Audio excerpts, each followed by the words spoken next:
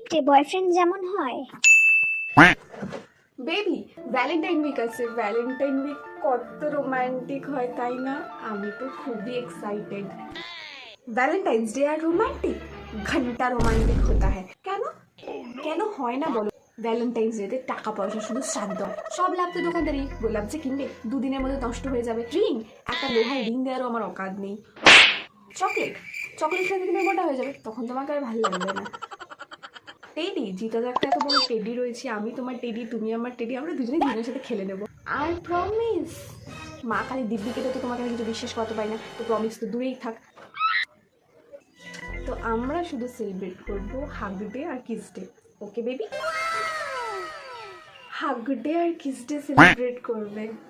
আসো আমরা আজকেই পালন করি হাগ ডে আর কিস ডে।